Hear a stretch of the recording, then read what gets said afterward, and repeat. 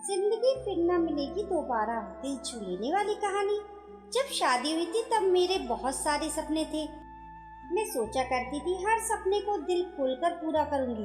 पति भी कमाऊ मिला था। शहर के मुख्य बाजार में उनकी खुद की दुकान थी। अच्छी कमाई हो जाती थी।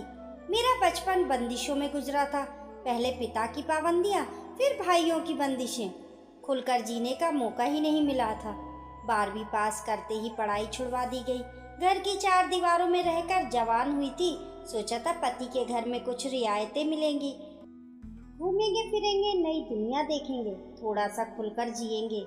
मैंने पति से कहा, सुनो जी, 10 दिन का हनीमून टूर बनाओ ताकि थोड़ा सा खुलकर जिएं, खुली हवा में सांस लेकर जिंदगी की नई शुरुआत करें।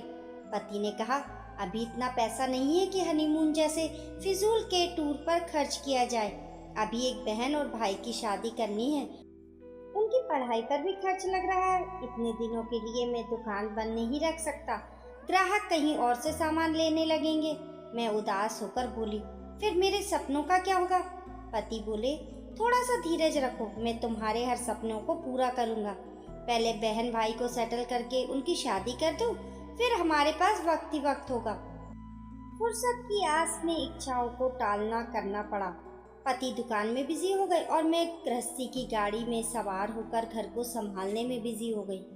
वक्त गुजरने लगा, चाहे दिन सुख के गुजरे या दुख के। वक्त कम वक्त रुकता नहीं, ये चलता ही रहता है। शादी के बाद तो ये चलता नहीं बल्कि दौड़ता है, सोचने का भी अवसर नहीं देता। वर्ष गुजर जाते हैं, पता ही नहीं चलता कब गुजर गए। इस बीच मैं एक बेटी और एक बेटे की माँ बन गई। ननंद और देवर दोनों की नौकरी लग गई। अच्छा सा रिश्ता देखकर उनकी शादी कर दी। ननंद अपने ससुराल चली गई, देवर शादी के बाद दूसरे शहर में बस गए। पति की जिम्मेदारियां पूरी हो गई, मगर फुर्सत अभी भी नहीं मिली। बच्चे स्कूल जाने लगे थे, उन्हें नहला धुलाकर स्कूल भेजना, फिर वापस लाना, उनका होमवर्क करवाना, बस इसी में जिंदगी जैसे खो गई थी। पति को दुकान से फुर्सत मिलना तो जैसे नामुमकिन था। पैसों की कमी नहीं थी, बैंक बैलेंस बढ़ता जा रहा था। पति ने गाड़ी खरीद ली थी, एक प्लॉट और एक फ्लैट भी खरीद लिया था। गाड़ी सिर्फ इतना ही काम आती थी कि पति उसे लेकर सुबह दुकान चले जाते और शाम को वापस आ जाते।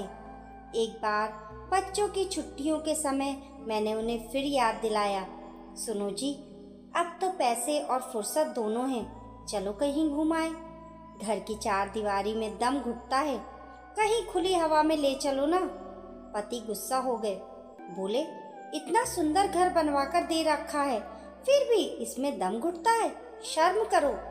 दुनिया में ऐसे भी बहुत लोग हैं जो फुटपाथ पर सोते रहते हैं, उन्हें एक कमरा भी नसीब नहीं होता, और तुम्हें इतनी सुख सुविधा दे रखी फिर भी घर रास नहीं आता। उस दिन के बाद मैंने घर से बाहर जाने की जिद छोड़ दी।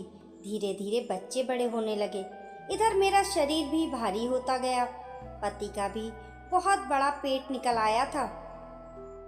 मुझे शुगर भी हो गई थी, कमर और घुटनों में दर्द भी रहने लगा था। अब तो घर से बाहर निकलने का दिल ही नहीं करता था। थोड़ा सा चलते ही मैं हाँफने लगती थी। घर का काम भी नहीं होता था, इस कारण नौकरानी रखनी पड़ी। नौकरानी रखने के बाद तो जैसे शरीर खराब ही हो गया था। तरह तरह की बीमारियां लग गई थी। दवाइयों के भरोसे दिन कटने लगे थे। अब जिंदगी कट नहीं रही थी बल्कि घसीटी जा रही थी। पैसा रुतबा सब कुछ था, मगर सुकून नहीं था। इसी तरह जिंदगी को घसीटते हुए बच्चों की शादी कर दी। फिर एक दिन अचानक पति को दिल का दौरा पड़ गया। पैसों को पानी की तरह बहाया, तब कहीं जाकर जान बच पाई। दिल के दौरे के बाद पति महीनों तक बेड रेस्ट पर रहे। दुकान बेटा संभालने लगा था। मृत्यु के करीब जाकर लौट आने के बाद पति को समझ में आया कि जिंदगी तो एक बुलबुला है, कब फूटकर धोखा दे दे इसकी कोई खबर नहीं है। जब पति ठीक हो गए तब मेरे पास आए और बोले, सुनीता, चलो कहीं घूम आए, आओ कहीं सुकून भरी जगह चलते हैं, साथ मिलकर बोलेंगे, हंसी ठिठोली करेंगे, मुस्कुराएंगे। जाओ तैयारी करो। आज से थोड़ा सा जीने की कोशिश करते हैं। पैसे कमाने के मोह में मैं जीना ही भूल गया था। मृत्यु के करीब जाकर लौट आने के बाद मुझे पता चला कि पैसा कमाना जिंदगी नहीं है, खुशियाँ पाने के लिए पैसा खर्च करना जिंदगी है। मैंने अजीब सी नज़रों से पति की तरफ देखा, फिर कहा, अब क्या करेंगे जी बाहर जाकर? ना शरीर चलने के काबिल रहा, ना दांत चबाने के काबिल रहे, ना आंत पचाने के काबिल रही। इस उम्र में घर ही सबसे उत्तम जगह है, जहाँ समय पर दवा दारू हो जाती है। पति ने उदास होकर बोला, मुझे माफ़ कर दे सुनीता, खाने पीने और पहनने की उम्र में मैं सिर्फ बैंक बैलेंस बढ़ाता रहा और तुम ख्वाहिशों का गला घोटती रही। अब शायद सब कुछ खत्म हो चुका है, जीने के दिन गुजर गए, अब तो जिंदगी को घसीटने के दिन बचे हैं। पति को उदास देखकर मैं बोली, दिल छोटा मत करो जी, हम घूमने चलेंगे। चलो हम किसी तीर्थ यात्रा पर चलते हैं। इतना सुनकर पति खुश हो गए। फिर पूरे दिन जाने की तैयारियां चलती रहीं। दूसरे दिन सुबह 7 बजे हमें निकलना था। मैं रात भर जाने के बारे में सोचती रही। मन में जाने की खुशी और उमंग जारी भी नहीं थी, क्योंकि मेरा शरीर इतना भारी हो चुका था कि कुछ दूर चलते ही घुटने जवाब देने लगते थे, कमर अकड़ने लगती थी, सांस फूल जाती थी। सुबह नहाकर मैं पूजा में बैठी थी, अचानक जी घबराने लगा। मैंने पति को आवाज़ देनी चाहिए, मगर गले से शब्द नहीं निकले, सांस रुक गई थी। अचानक बैठे बैठे ही मेरा शरीर आगे की तरफ झुक गया। फिर मैंने महसूस किया जैसे मैं काफ़ी हल्की फुल्की हो गई हूँ। अब चलने में ज़रा भी परेशानी नहीं हो रही थी। होती भी कैसे, आत्मा में वजन कहाँ होता है। मैंने देखा मेरे शरीर प्राण विहीन होकर प्रभु के चरणों में पड़ा था। काफ़ी देर बाद पति आए और आवाज़ देने लगे, सुनीता, अभी तक पूजा खत्म नहीं हुई क्या? अरे चलो भाई, देर हो रही है। बाहर ड्राइवर गाड़ी में हमारा इंतज़ार कर रहा है। मेरी तरफ से कोई प्रतिक्रिया ना पाकर वे मेरे पास बैठ गए। फिर मेरा कंधा पकड़कर हिलाने लगे। मैं फिर भी नहीं उठी तो उन्होंने मेरी नब्ज़ देखी, फिर झटके से मेरा हाथ छोड़ दिया। फिर घबराते हुए कांपते हाथों से उन्होंने मुझे बैठाने की कोशिश की, मगर मेरा निष्प्राण शरीर उनकी गोद में लुढ़क गया। वे मेरे माथे पर हाथ फेरते हुए कहने लगे, सुनीता उठो, ऐसी गहरी नींद में मत जाओ, अभी तो तेरे साथ थोड़ा जीना है मुझे। देखो, तुम फुर्सत निकालने के लिए मुझसे लड़ा करती थी, अब तो मेरे पास फुर्सत ही फुर्सत है। उठ जाओ यार, मुझे घबराहट हो रही है। पति की तेज आवाज़ सुनकर बेटा और बहू आ गए।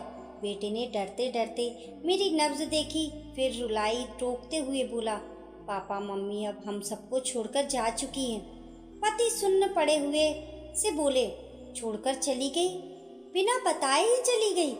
फिर उन्होंने दोनों हाथों से अपने सीने को थाम लिया और झटके से उनका चेहरा नीचे गिरकर मेरे सिर पर टिक गया। ज्यों ही पति की आत्मा शरीर से अलग हुई, मैं उन्हें नजर आ गई। वे मुस्कुराते हुए बोले, तुम क्या समझती हो, मैं तुम्हें अकेले ही चले जाने दूंगा?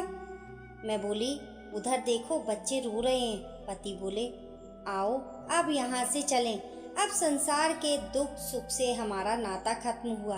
माया को इकट्ठी करने के चक्कर में पूरी जिंदगी लगा दी, ये जानते हुए भी कि माया छलिया है, ये किसी की नहीं होती। दोस्तों, आप लोगों की इस कहानी के बारे में क्या राय है, हमें कमेंट करके ज़रूर बताइए। कहानी पसंद आने पर लाइक और शेयर करें। ऐसी ही अच्छी अच्छी कहानियों के लिए चैनल को सब्सक्राइब करना ना भूलें।